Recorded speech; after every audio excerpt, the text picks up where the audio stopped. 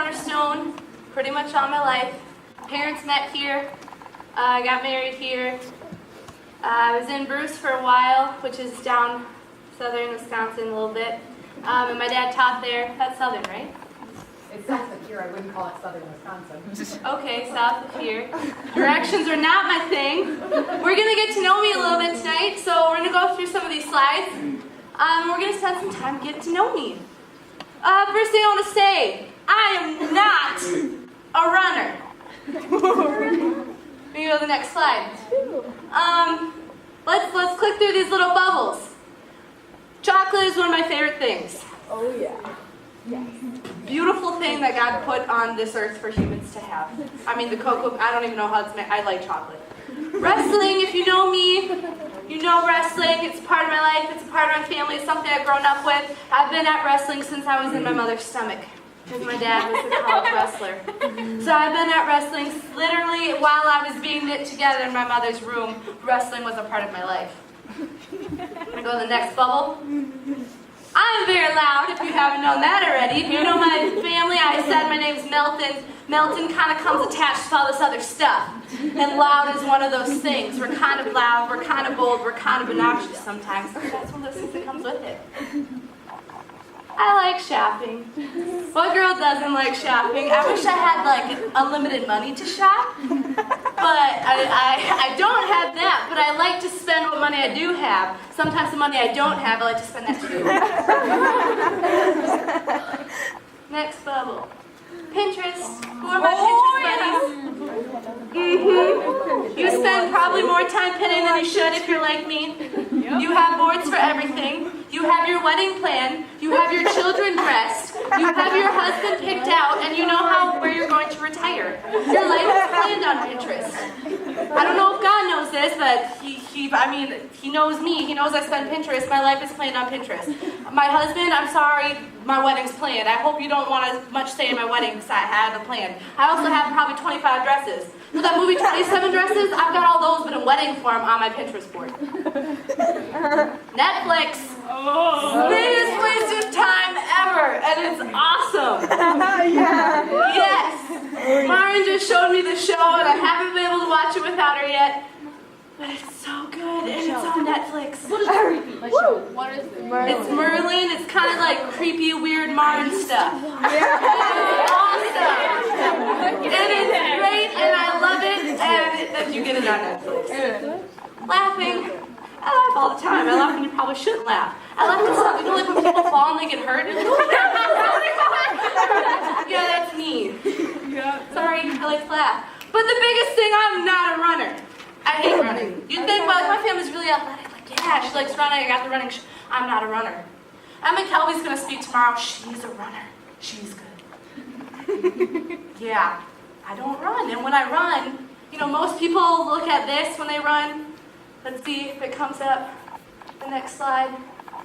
This is Emma Kelby when she runs. She's so beautiful. She's so graceful. I love it. And then this is me when I run. That is me. It's like all flopping and everything's going places. And I run by myself or I run with Ashton because we do it together. And we're flopping down the street together. That is me when I run.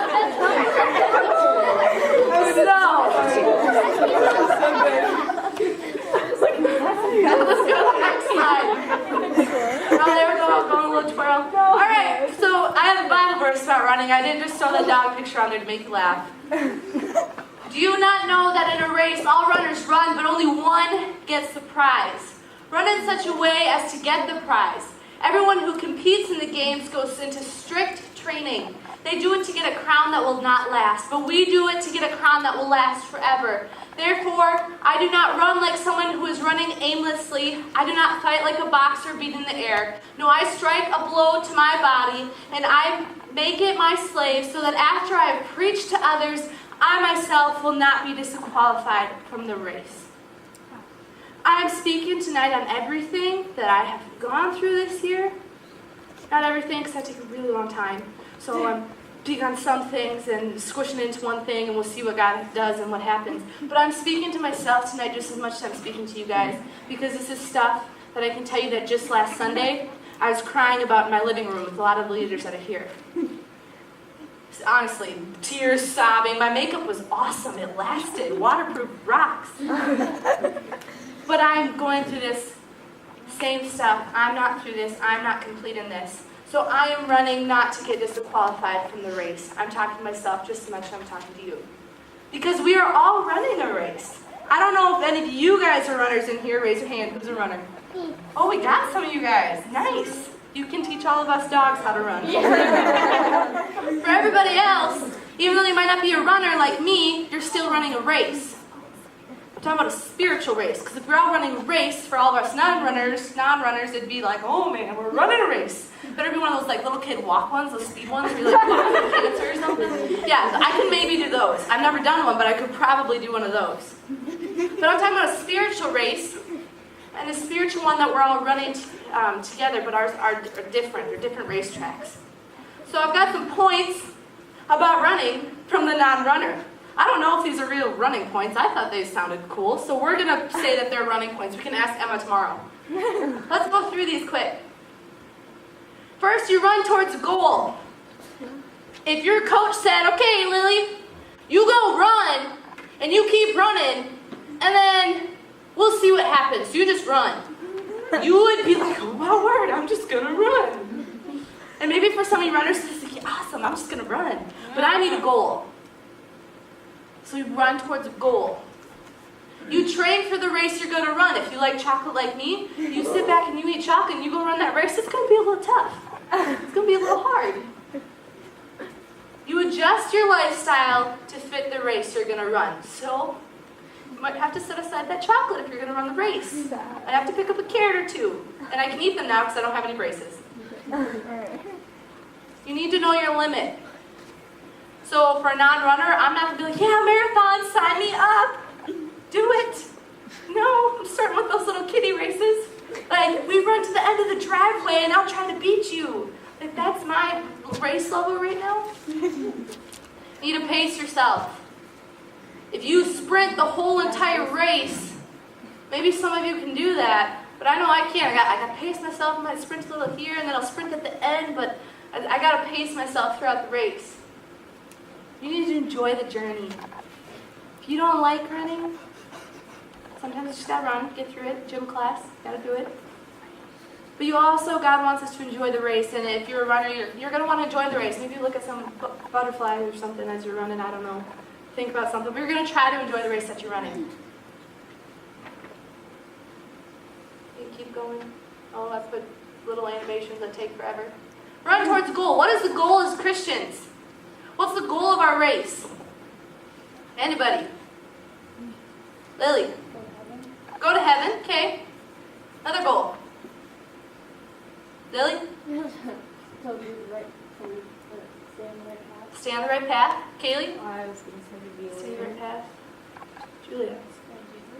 Spread Jesus. Let's go. Carol, what do you got? love others. Love others. These are goals. You set them, you see them, and you run towards them. How does the goal supposed to shape how we live? If I'm living to go to heaven, my life's probably got to look a certain sort of way. If I'm living to share Jesus, got to probably look like something. You can go to the next bullet. How does how you were made make a difference in how you should live? I'm going to save that question until the next slide, I think. And we're going to dive a little deeper into that. How I was made, how I should live. I have some Band-Aids. I don't know if you guys noticed these. They're kind of falling off a little bit. Got a little hyper. But he said to me, my grace is sufficient for you, for my power is made perfect in weakness. Therefore, I will boast all the more gladly about my weakness, so that Christ's power may rest on me. That is why, for Christ's sake, I delight in weakness, in insults, in hardships, in persecutions, in difficulties. For when I am weak, then I am strong. 2 Corinthians 12:9-11. When I first read this verse, I struggled with it a little bit. You want me to be happy when I'm not so hot at something, huh? When I get insults, when I'm going through hardships, you want me to be happy? You want me to be glad when I'm in those things? And persecutions? But really the big one I struggled with was weaknesses. Therefore, I will boast in my weaknesses. I will boast in my weaknesses. I will go out there and I would tell the world about the things that I suck at. Yeah, no way. That's not going to happen. I struggled with this when I read this verse. Like, yeah, maybe I'm reading it wrong or something, because I feel like that's really funny. Go to the next slide. You train for the race you're going to run. I'm going to stop there for 1 second, and I'm going to talk about these Band-Aids. You probably are a little bit confused. And we'll come back to Band-Aids. I'm not going to talk about them all. But I got Band-Aids. Last night, it's like 11 o'clock, no, 11:30, maybe 12. I don't know, it was late. I'm on Google, trusty Google, and I'm like, Band-Aids, let's Google those. What's the definition of Band-Aid? It's a makeshift or temporary solution. The other one was like a gauze something wrap thing. But I like this one better. It's a makeshift or temporary solution. Wow, that's cool. So it kind of makeshift, that's a great word. It kind of maybe makeshifty will work. And it's only a temporary solution to the problem. So Band-Aids are kind of not very helpful then. They just kind of makeshiftily cover something and temporarily help it. So my definition of a Band-Aid, I get that one. But I would say it covers a wound. You know, like I got this like bruise here. Maybe I got like this cut on my foot and put a Band-Aid on it. Like, yeah, it'd be better in like a week or something. But I'd also say it covers insecurities. Band-Aids cover your struggles, your sin, your failure, your fear, or your weaknesses. So I got Band-Aids. Can't really read that elbow one. And they got words on them. Because these are some things that I struggle with.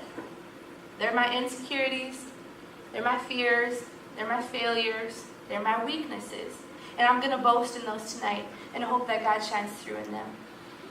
So Lily, you might have to come help me read some of these Band-Aids.